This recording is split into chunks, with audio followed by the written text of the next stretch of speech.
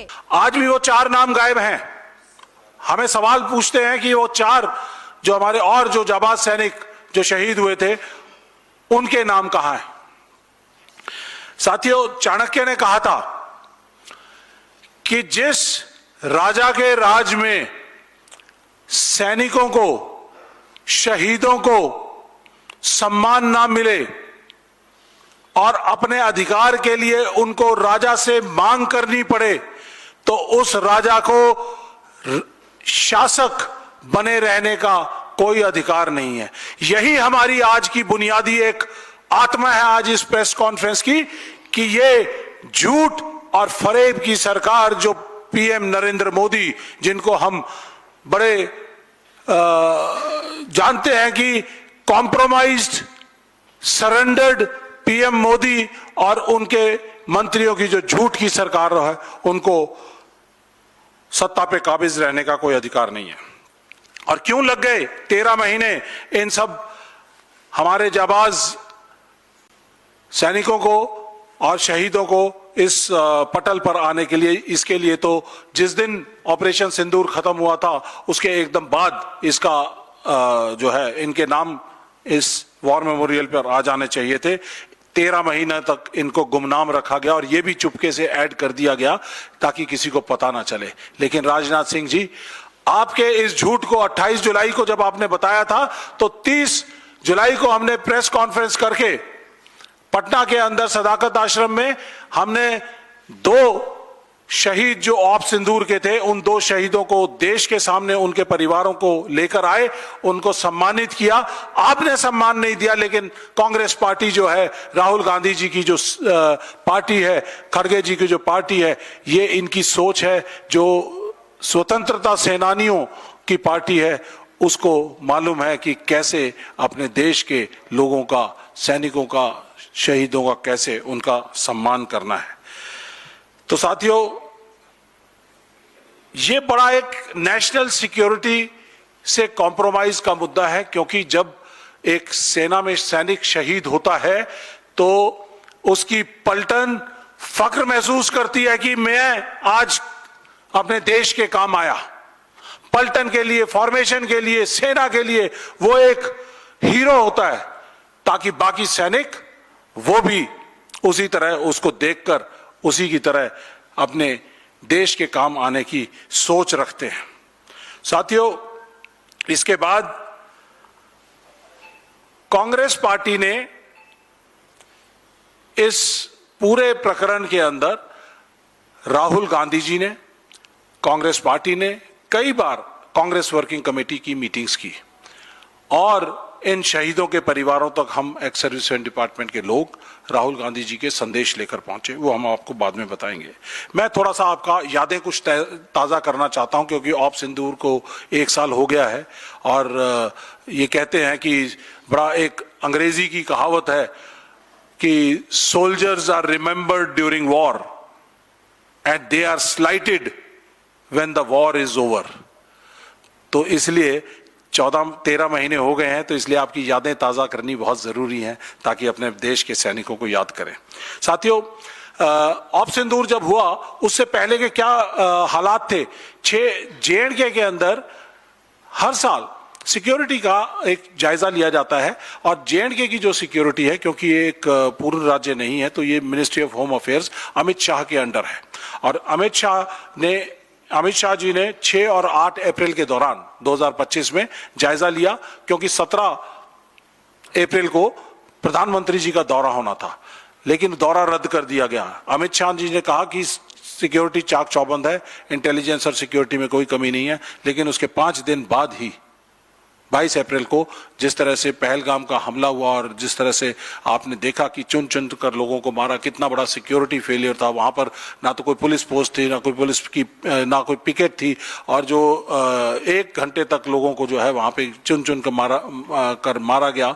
और जो tourist operators है उनको इसकी जानकारी थी, लेकिन वहां की जो सिक्योरिटी एजेंसीज वहां पे थी, जो कि डायरेक्टली अमित शाह के अंडर थी, वो फौज के अंडर नहीं है, वो पैरामिलिट्री फोर्सेस के अंडर है, वो अमित शाह डायरेक्ट उनको कंट्रोल करते हैं।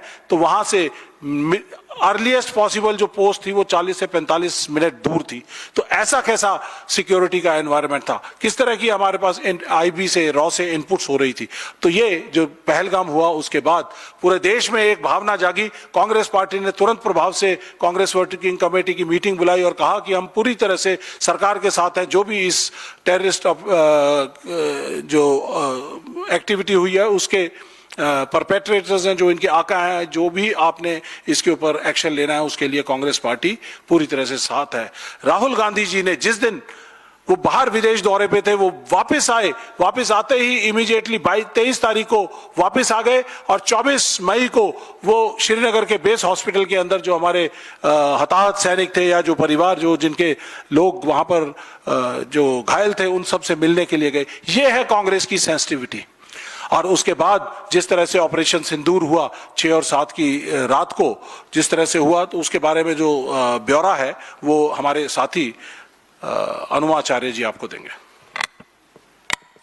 जय हिंद साथियों, सिर्फ ये याद दिलाने के लिए है क्योंकि इसका कोई बहुत ज्यादा विवरण नहीं है। सब जानते हैं कि 6 और 7 की रात को ये कहा गया, भारत की सरकार ने कहा कि जो आतंकवादी ठिकाने हिजबुल मुजाहिदीन है, इस तरह के 9 ठिकाने जो थे वो बताए गए।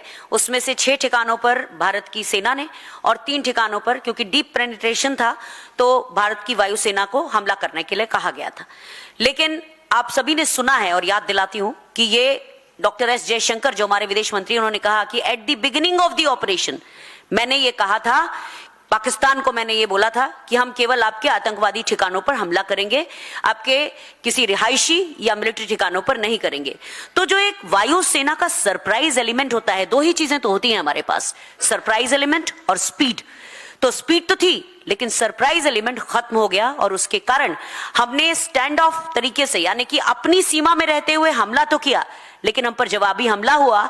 और इसकी पुष्टि और किसी ने नहीं, सीडीएस अनिल चौहान साहब ने, जनरल अनिल चौहान साहब ने 31 मई को शांग्रीला डायलॉग के दौरान बातचीत करते समय ब्लूमबर्ग और राइटर्स नाम की एजेंसी को सिंगापुर में बताया कि हमने पहले दिन कुछ गलतियां की थी जिसके कारण हमें नुकसान हुआ और उसके बाद हमने अपनी वो गलतियां सुधारी और फिर हमने आक्रमण किए। तो बाद में हमने यानी ब्रह्मोस मिसाइल का प्रयोग किया, लेकिन उसके पहले हमारा जो नुकसान हुआ उसके बारे में न केवल जनरल अनिल चौहान ने सिंगापुर में बात की बल्कि कैप्टन शिव कुमार जो कि जकार्ता में इंडोनेशिया में हमारे डिफेंस अटैचे हैं, उन्होंने भी कहा कि ये पॉलिटिकल सिग्नल हम देना चाहते थे एंड इट कॉस्टेड अस, यानी कि उन्होंने ये कहा कि हमारे यहां एक लोकतांत्रिक सरकार है, सेना उसके आदेशों का पालन करती है। तो इससे कैप्टन शिव कुमार के बयान से ये भी बात साबित होती है कि जो खुली छूट की बात थी वो बिल्कुल गलत थी। उन्होंने कहा कि हम अपनी सरकार के आदेशों का, निर्देशों का पालन करते हैं। आगे चल के जब हमने वो हथियार इस्तेमाल किए पाकिस्तान पर, हमने उनके यहाँ डीप पेनिट्रेशन करके उनके जो मुरीद के और अलग अलग जगहों पे, चुनिया अलग अलग जगहों पर जब हमने हमले किए और उनका नुकसान किया, तो सिरसा एयरबेस पर हमला किया पाकिस्तान ने और उसके जवाब में हमने उनको बहुत बहुत भारी नुकसान पहुंचाया।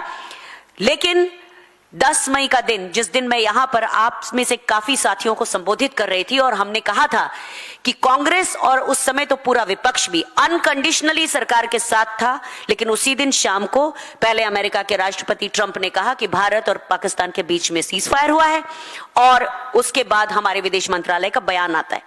तो बताना सिर्फ ये है कि जो सरकार इतने दिनों तक पहले वायुसेना का सरप्राइज एलिमेंट खत्म किया और उसके बाद अचानक सीज फायर जो हुआ, ये दोनों बातें जो है ये आपको याद इसलिए दिलाना है कि हमारे देश की सेनाओं को इससे नुकसान हुआ और 2 सर्विस ऑफिसर्स ने, एक हमारे सीडीएस और दूसरे कैप्टन शिव कुमार, दोनों ने इसकी तस्दीक की कि दोनों जगह हमको नुकसान हुआ है, हमारे एयरक्राफ्ट का नुकसान हुआ है। ये बातें आपको याद दिलाना जरूरी है। थैंक यू अनुमा जी। जिस तरह से इन्होंने बताया कि सीडीएस ने, अनिल चौहान जी ने, फिर कैप्टन शिव कुमार ने, डिप्टी चीफ ने, फिर उसके बाद air chief AP Singh ji ने 28 और 29 तारीख को ये गोवा के अंदर एक कन्वेंशन अटेंड कर रहे थे। उन्होंने भी, सबने ये कहा कि इनिशियल लॉसेस हुए और ये नहीं इंपॉर्टेंट कि क्या लॉसेस हुए, कितने हुए, लेकिन हुए, ये क्यों हुए, ये इंपॉर्टेंट है। तो इसलिए